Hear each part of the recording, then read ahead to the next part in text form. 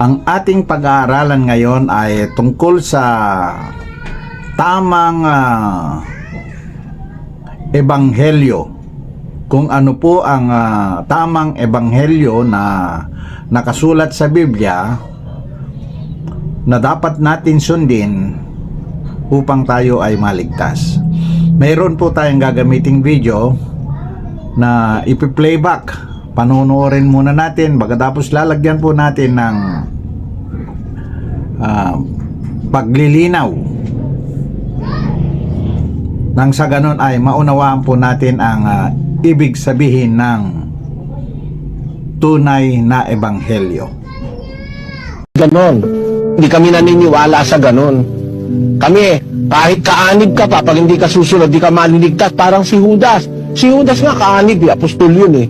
Si Ananias at si Sapphira, kaanib din sa iglesia yon. Si Hymenaeus at si Alejandro, si Diotrepes, kaanib din sa iglesia yon, pero hindi maliligtas yon kasi gumawa ng mga katraiduran yun eh. Kaya, hindi totoo na kung naanib, ligtas na. Ang naanib na maliligtas, yung sumusunod. Pero pag hindi sumusunod, hindi rin maliligtas. Yan ang dapat mong maintindihan. Ngayon, namimili ba kami ng susundin? Siyempre, mamimili ka. Hindi naman lahat ng nasa Biblia susundin mo. Ang susundin mo, yung nasa Ebanghelyo. Pag wala sa Ebanghelyo, hindi mo kailangan sundin. Halimbawa, utos kay Noe, at saka sa kanyang mga anak, magpakarami kayo. Utos kay Eva at kay Adan, magpakarami kayo. Kaya sa panahon nila, para sila dumami, kahit magkapatid, nagpapangasawahan. Ngayon ba, susundin mo ba yon? Pag sinabi mo hindi mo pinipili yung utos na susundin mo, wala ka sa sarili mo. Utos kay Noe, gumawa ka ng daong. Ikaw ba, gagawa rin ba ako ng daong ngayon? Nako, anin mo yun. Hindi naman utos sa'yo yun eh. Maghandog kayo ng baka, susunugin mo yung baka, iahandog mo sa dambana, sa altar, sa Diyos. Ngayon ba, utos ba sa atin yun, maghandog ng baka? O kaya ng tupa? O kaya ng kambing? Hindi utos sa atin yun. Ang utos sa atin yung Ebanghelyo. At yun ang nasa bagong tipan. At sa Ebanghelyo, ang utos, hindi ikapo. Ang utos, sa basahin natin sa 2 Korinto 9:7. Magbigay ang bawat isa ayon sa ipinasya ng kanyang puso. Huwag mabigat sa loob o dahil sa pinipili, sapagkat iniibig ng Diyos ang nagbibigay na masaya. Yan ang pagbibigay ngayon sa bagong tipan. Magbigay ayon sa pinasya ng puso. Ang pinagpapasya ng Diyos, yung puso nung nagbibigay. Kasi nung dati sa Israel, ang utos sa kanila noon, ikapo 7:5 ng Hebreo. At katotohanan ang mga sa anak ni Levi na nagsisitanggap ng katungkulang saserdote ay mayroong utos na kumuha ng 10 bahagi sa bayan ayon sa kautusan, sa makatuwid ay sa kanilang mga kapatid, bagamat ang mga ito ay nagsilaba sa mga balakang ni Abraham. Ang inutusang kumuha ng ikapo, yung mga saserdotes Levita. Sabi doon, yung mga anak ni Levi na tumatanggap ng katungkulang pagkasaserdote, merong utos na kumuha ng 10 bahagi sa kanilang mga kapatid, sa mga Israelita. Kaya lang, pagdating ng Panginoong Hesukristo, pinalitan na yung pagkasaserdote Levita, 7:12. Sapagkat ng palitan ang pagkasaserdote, ay kinailangang palitan naman ang kautusan. Nung palitan yung pagkasaserdote ng mga Levita, ang ipinalit ay si Kristo. Kailangan din naman ang wikang palitan ang kautusan. So nagkaroon ng pagpapalit sa kautusan. Kaya sa panahong Kristiyano, iba ang kautusan. Ang kautusan yung nasa Ebanghelyo. Ngayon, ang tanong natin, yun bang pagdadamit, kautusan ba ng Ebanghelyo yon? Unang Timoteo 2:9. Gayon din naman na ang mga babae ay magsigayak ng mahinhing damit na may katingkiman at hinahon, hindi ng mahalagang hiyas ng buhok at ginto o perlas o damit na mahalaga. Okay, tamo. Batas ng bagong tipan yun na ang babae gumayak ng mahinhing damit, may katimtiman, may hinahon, etc. So merong batas ang Ebanghelyo sa pagdadamit. Iksi po ang video na ginamit na pagpapatunay na ang maliligtas daw ay yung mga sumusunod sa Ebanghelyo. Atin pong bigyang paglilinaw ang mga binanggit ni Brother Eli Soriano tungkol sa video na ito. Ang Ebanghelyo po kasi, mga kababayan, ay mga utos sa bagong tipan. Yan po ay tinatawag na Ebanghelyo. Ngayon, kahit na masunod mo lahat ang kautusan sa bagong tipan, bagkus kakaunti po ang ibinigay ni Brother Eli Soriano, yun lang mga pumapabor sa kanya, yun po ang kanyang inilagay.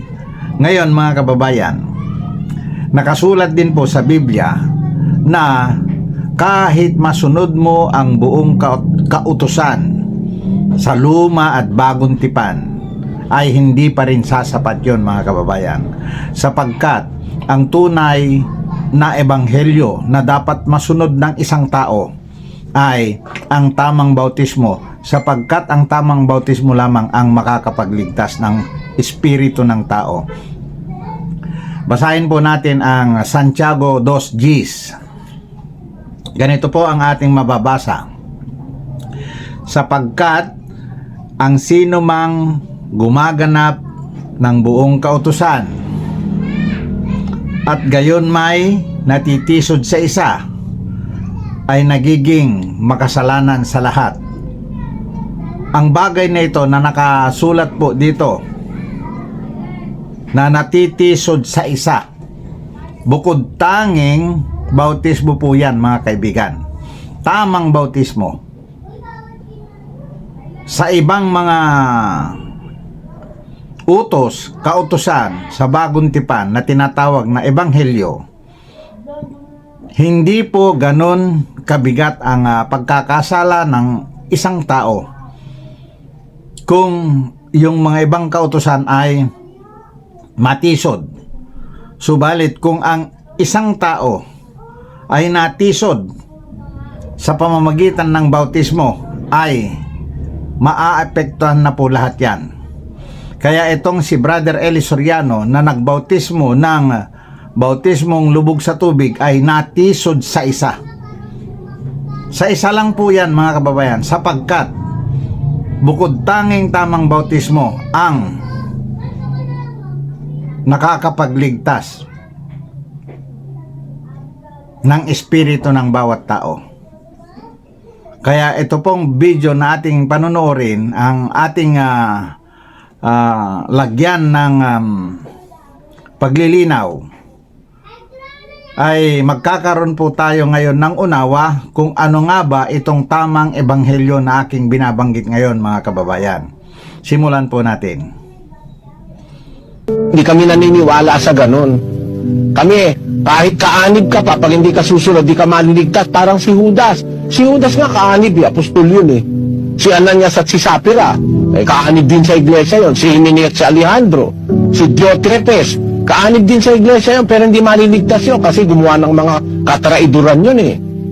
Kaya, hindi totoo na kung naanib, ligtas na. Ang naanib na maliligtas, yung sumusunod. Pero pag hindi sumusunod, hindi rin maliligtas. Yan ang dapat mong maintindihan. Narinig po natin mga kababayan na sinabi ni Brother Eli Soriano na ang sumusunod ay siyang maliligtas. Ngayon po ay sinasabi ko naman na lahat po ng MCGI, pati si Brother Eli Soriano, ay hindi nakasunod sa tamang ebanghelyo. Yun pong aking binasa kanina, ulitin po natin. Sapagkat ang sinumang gumaganap ng buong kautusan, maliwanag po, buong kautusan, sumusunod sa buong kautusan. Ibig sabihin po ay 99% na po ito na nakasunod sa buong kautusan. At gayon may natitisod sa isa. Isa lang po ito kung saan natitisod, ay nagiging makasalanan sa lahat. Ito po ang tinutukoy diyan na tamang bautismo, kapag ka ang isang sekta ng religion ay natisod sa isa. Maliwanag po natisod sa tamang bautismo ay makasalanan sa lahat. Ayan po mga kababayan. Napakarami pong religion sa buong daigdig. Napakaraming matatalinong mga ngaral dito sa Pilipinas. Subalit, natitisod po lahat sila sa isa. Narinig po natin na sinabi ni Brother Eli Soriano, ang sumusunod ay siyang maliligtas. Ang akin pong sinasabi ngayon, wala pong nakasunod kahit isa sa kanila. Natisod po lahat sila sa pagdating sa bautismo na iyan. Wala pong nakasunod. Sa ating mga nakaraang video mga kaibigan, aking tinalakay ang tungkol sa pananampalataya. Ang pananampalataya po ay hindi faith or believe ang katumbas na English translation. Ang pananampalataya po ay obey or obedient or obedience. Yan po ang tunay na kahulugan ng pananampalataya. Dito po sa tungkol sa kaligtasan na ating tinatalakay ngayon ay kung sinong makasampalataya or makasunod ng tama. Sa English, obedient to the truth. Na yan po ang tamang bautismo mga kaibigan. Narinig po natin kay Brother Eli Soriano na kung sino ang sumusunod sa ebanghelyo ay siyang maliligtas. Ang ebanghelyong ito mga kababayan ay ang tamang bautismo. Hindi po sumagi sa isip ni Brother Eli Soriano na yan palang tamang bautismo na yan. Yan ang tinutukoy sa Biblia na dapat sundin ng tama. Ang mga salita niya mga kaibigan na kung sinong sumusunod sa ebanghelyo siyang maliligtas. Tama po yun. Ang kaso nga lang po, kahit siya ay hindi nakasunod. Ituloy po natin ang video mga kaibigan. Ngayon, namimili ba kami ng susundin? Siyempre, mamimili ka. Hindi naman lahat ng nasa Biblia susundin mo. Ang susundin mo, yung nasa ebanghelyo. Pag wala sa ebanghelyo, hindi mo kailangan sundin. Kapag wala sa ebanghelyo, ay hindi mo kailangan sundin. Tama po. Sapagkat ang ebanghelyo po ay kautusan sa bagong tipan. Ngayon, mayroon din pong utos sa lumang tipan na kailangan ding sundin. Hindi po lahat ng lumang tipan ay hindi susundin. Ngayon, napakarami po sana tayong kokontrahin sa mga sinasalita ni Brother Eli Soriano.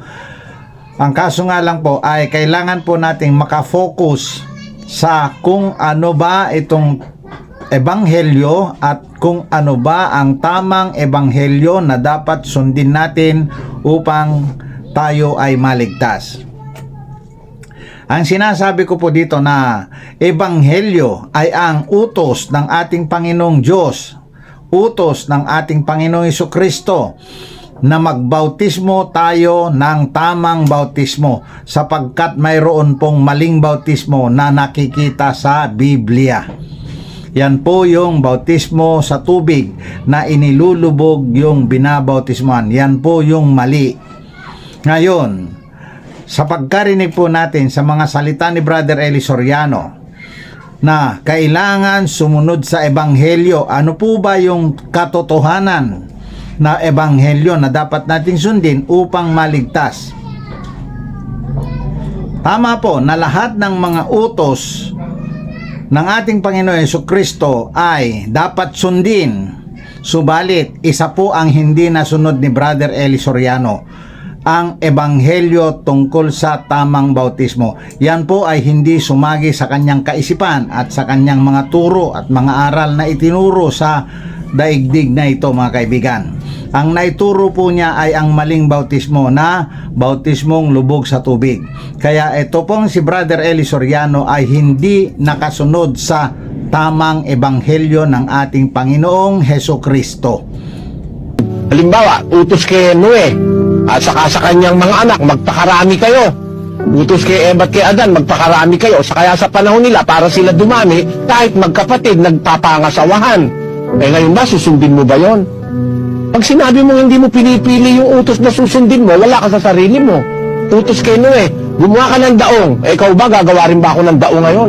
Lako, anin mo yun.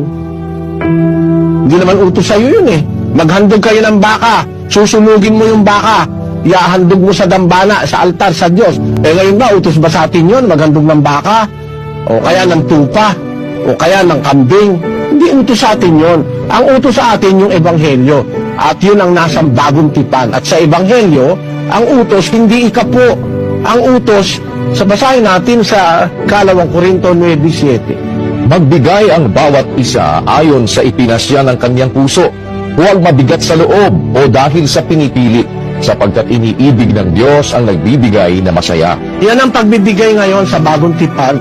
Magbigay ayon sa pinasya ng puso. Ang pinagpapasya ng Diyos, yung puso nung nagbibigay. Kasi nung dati sa Israel, ang utos sa kanila noon, ikapo 7:5 ng Hebreo. At katotohanan ang mga sa anak ni Levi na nagsisitanggap ng katungkulang saserdote ay mayroong utos na kumuha ng ika-10 bahagi sa bayan ayon sa kautusan, sa makatuwid ay sa kanilang mga kapatid, bagamat ang mga ito ay nagsilaba sa mga balakang ni Abraham. Ang inutusang kumuha ng ikapo, yung mga saserdotes Levita. Sabi doon, yung mga anak ni Levi na tumatanggap ng katungkulang pagkasaserdote, merong utos na kumuha ng ika-10 bahagi sa kanilang mga kapatid, sa mga Israelita. Kaya lang, pagdating ng Panginoong Hesukristo, pinalitan na yung pagkasaserdote Levita, 7:12.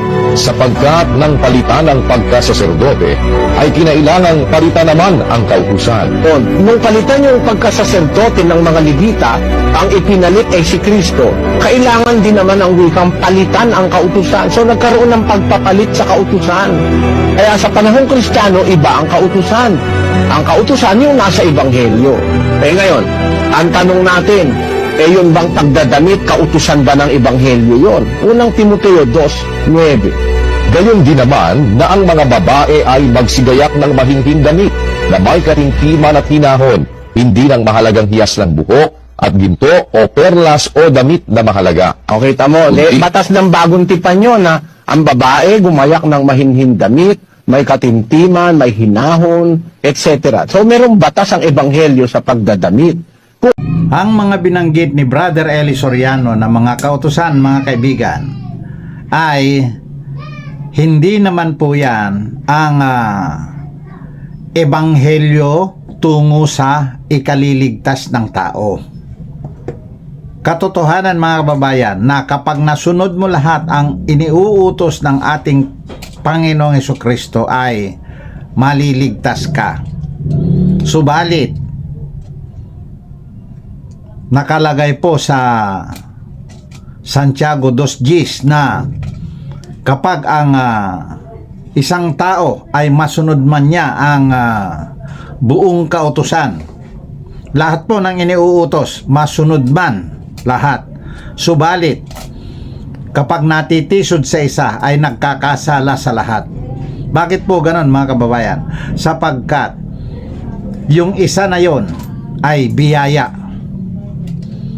Hindi po yan sa pamamagitan ng magagawa ng mga tao, sapagkat yan po ay tamang bautismo.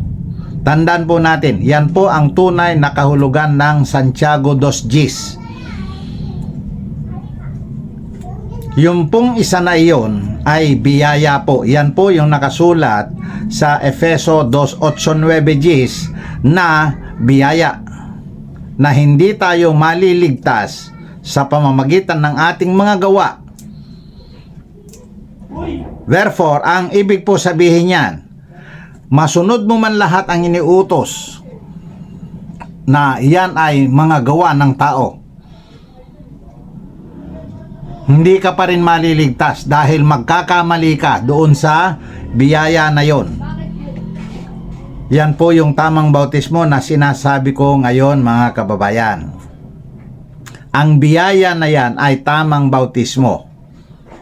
Kaya po sinasabi ni Santiago 2:10 na kapag natitisod sa isa, yan po kasi yung biyaya, mga kaibigan. Kailangan po yan ang masunod natin ng tama. Yan ang masampalatayanan upang matupad naman natin yung nakasulat sa Juan 3:16. Basahin po natin ang Juan 3:16.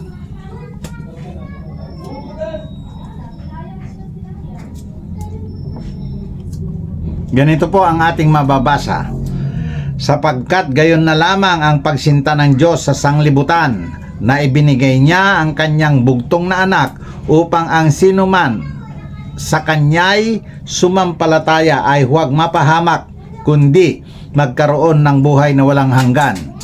Maliwanag po dito, sumampalataya, sumunod ng tama. Ano po yung susundin na tama? Tamang bautismo. Kasi po, pagka ang bautismo na tinanggap mo ay bautismo lubog sa tubig, hindi ka nakapanampalataya ng tama sa ating Panginoong Hesukristo. Narinig natin sa video ni Brother Eli Soriano na kung sino yung sumusunod, siya ang maliligtas. Wala naman po siya nabanggit na tamang bautismo. Kaya ang buong samahang MCGI ay wala pa rin kaligtasan sapagkat hindi nila nakuha yung tamang bautismo tungo sa buhay na walang hanggan. Patras po tayo ng kaunti sa 3:3 ng Juan.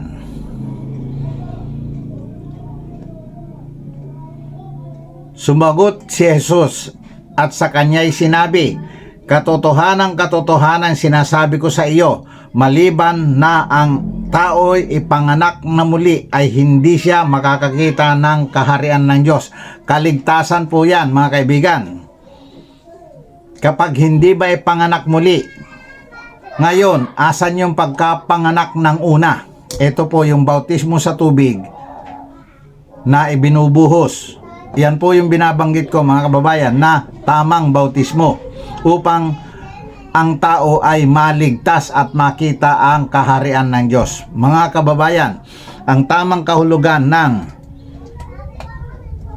Ebanghelyo ay 100% na utos ni Kristo. Yan po ang Ebanghelyo. 100% po yan. Bakit 100%? Balikan po natin ang Santiago 2:10.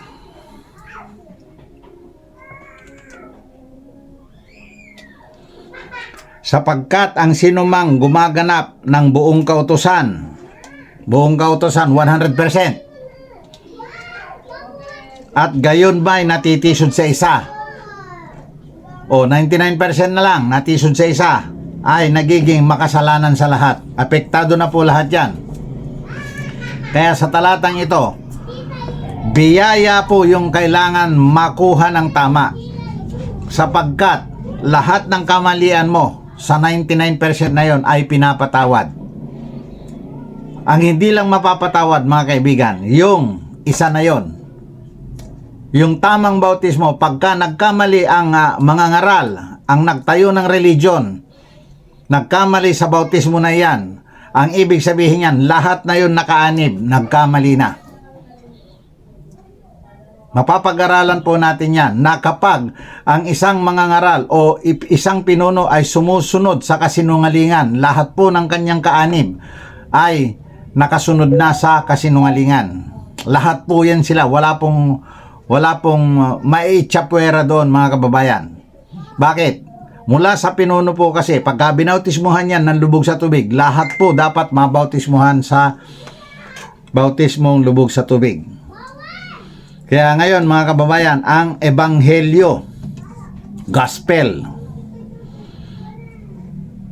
ang 90%, 99% of it, isa lang. Ang gawa ng tao, lahat ng gawa ng tao, 1% lang po yan. Narinig po natin, sapagkat ang sino mang gumaganap ng buong kautusan, naganap ang 100%. Naganap. At gayon may natitisod sa isa, ay nagiging makasalanan sa lahat. Nakita nyo mga kaibigan, yung isa na yun, 99%. Yung 1%, lahat na gawa ng tao, 1% lang po yan ang katumbas. Maliwanag po ha. Si Brother Eli Soriano, 100%. Masunod mo. Pero natisod sa isa. 99% ang mawawala. 1% lang po ang nagawa mong sa lahat na nagawa mo. Bakit po kaya ganon? Isa lang po ang binabanggit niya dito, na matisod ka lang sa isa, ay makasalanan ka na sa lahat. Tandaan po natin yan mga kaibigan. Santiago 2:10. Ganito po ang pagkakahati po niyang mga gawa ng tao at sa kabiyaya ng Diyos. Isa lang, magkamali ka lang, na yung biyaya ng Diyos, yung regalo ng Diyos, nagkamali ka doon. 99% ang nawala doon sa lahat. Gawin mo man yung 99% naman na utos. Ang katumbas niya, 1% lang kumpara doon sa biyaya ng Diyos na ating hinahanap, na nakasulat sa Biblia. Kaya mga kababayan, ang makasunod sa ebanghelyo ng Diyos, na ito nga yung tamang bautismo, nakasunod ka lang dyan, 99% ka na pasado sa kaharian ng langit. Bakit kaya ganon mga kababayan? Kapag natanggap mo kasi ang tamang bautismo, lahat ng iyong pagkakasala mapapatawad ng Diyos. Ganito po yung kadali kung paano tayo mapatawad ng Diyos mga kaibigan. Sa isang salita lang ng ating Panginoon, pagka sinabi niya, lahat ng kasalanan mo pinatawad na, mapapatawad po lahat yan. Ngayon, mayroon pong malapit ng malagutan ng hininga at nabautismuhan, tinanggap niya ang tamang bautismo, lahat po ng kasalanan niya ay patatawarin ng Panginoon Diyos. After that, 1 minute after o 3 minutes after nalagutan ng hininga, hindi na siya nakagawa ng kasalanan pamuli kasi dying na siya. Nakasulat po sa Biblia, kayang patawarin ng Panginoon Diyos yun. Maliwanag po ang katotohanan na ebanghelyo, gospel, ay tamang bautismo. Siya ang nakakapagligtas ng tao. Kaya lahat po kayo dyan na gumagawa ng mabubuti, mayayaman kayo, nagpapakain kayo, namimigay kayo ng mga blessings, malalaki ang inaambag ninyo sa simbahan ninyo dahil mayaman nga po kayo. Pero ang natanggap ninyo na bautismo mula sa pinuno ng inyong simbahan ay walang kabuluhan. Aanhin nyo pa yung mga kayamanan ninyo na yan mga kababayan. Wala nang kwenta po yan, sapagkat wala kayong halaga na maibabayad kapalit ng inyong nawalang buhay. Ang nawalang buhay na aking sinasabi mga kababayan ay ang espiritu ninyo sa inyong puso ay napatay ng bautismo ninyo. Tandaan po ninyo yan mga kaibigan. Ang bautismo lubog sa tubig ay pumapatay. Nakasulat po yan sa Mateo 10:28. Basahin po natin.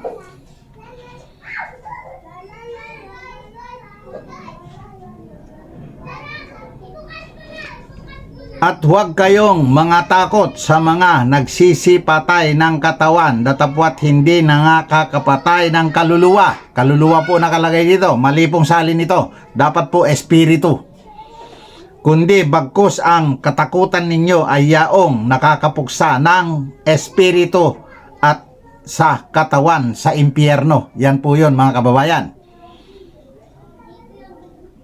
Kayo pong nabautismuhan ng bautismong dubog sa tubig, ay yan napapatay po yung inyong espiritu at saka yung katawan. Ang katawan po nito ay yung iglesia, katawan ni Kristo.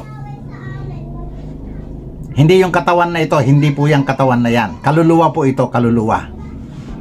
Kapag may hininga pa itong kaluluwa na ito, yan po ay kaluluwang buhay. Pero pagka nawala na po yung hininga natin dito, hindi na tumitibok yung puso, yan ay kaluluwang patay. Kaya, take note, lahat po ng mga ngaral na nako-confuse sila sa paggamit ng kaluluwa at espiritu, ang mga ngaral na yan ay ligaw or bulaan. Pagka ang mga ngaral po, hindi niya alam gamitin ang kaluluwa at espiritu sa tamang paggamit, ang mga ngaral na yan ay bulaan. Katulad ni Brother Eli Soriano, madalas niyang gamitin ang kaluluwa dahil nababasa sa Biblia. Tandaan po ninyo, isa siyang bulaan kasi hindi niya alam itama kung saan niya gagamitin ang kaluluwa at espiritu. Ngayon mga kababayan, andito po ang Church of God Born Again Christians na nagsasabi na ang tamang bautismo lamang ang makakapagligtas. At yan ang sinasabi sa Biblia na ebanghelyo ng katotohanan. Kaya po nakasulat, sinabi ng ating Panginoong Jesucristo mismo na I am the way, the truth, and the life. Yan po yung katotohanan na sinasabi ko ngayon. Tamang bautismo tungo sa kaligtasan mga kababayan.